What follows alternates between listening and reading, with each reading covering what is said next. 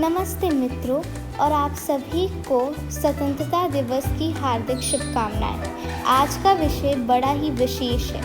आज हम एक ऐसे युद्ध के बारे में जानेंगे जिसे ज़्यादा लोग तो सुनाते नहीं, पर यह है अत्यंत महत्वपूर्ण। हाँ, हम बात करेंगे वो लड़ाई जिसने अंग्रेज़ों के खिलाफ पहला कदम उठाया था। लड़ाई उस समय की जब भारतीयों ने पहली बार हिम्मत दिखाई थी।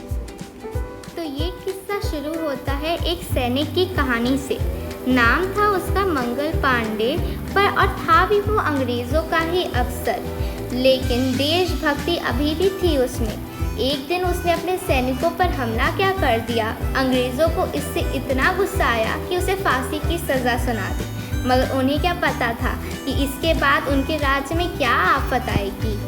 मंगल पांडे के साथ हुआ अन्याय देखकर आया लोगों को बहुत गुस्सा। सैनिकों ने मना कर दिया करने को अभ्यास। 85 को जेल हुई, पर यूं ही ना गया ये बलिदान। उन बेचारे सैनिकों की भूल ही क्या थी जो इतनी बड़ी सज़ा सुनाई।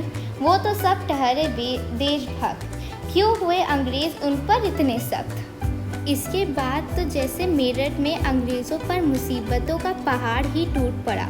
भारतीय सैनिकों ने उनके जुनून पर ऐसी आग लगा दी कि एक युद्ध ही शुरू हो चला। समस्या ये थी कि अब इस युद्ध का नायक कौन बनेगा। जवाब सबका एक ही था कि सबसे आगे बहादुर शाह जफर चलेगा।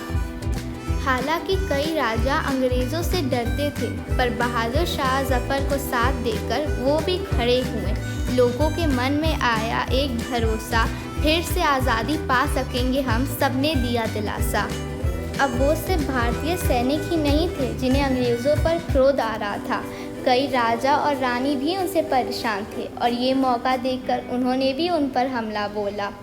हालांकि कुछ समय तक यही लग रहा था कि हम जीत रहे थे, मगर एक युद्ध में दुश्मन भी तो दोबारा प्रहार करता ही है।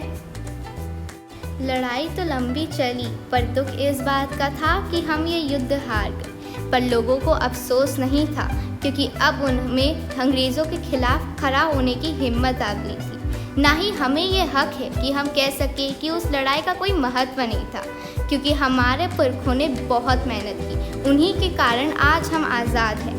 तो आइए कुछ समय के लिए ये भुलाकर कि हम उस लड़ाई को हार गए, एक बार अपने पुरखों और उन सभी लोगों को सलाम करें जिन्होंने इस लड़ाई में अपना बलिदान देकर दूसरों को हिम्मत दी, ताकि आज हम आबाद रहें।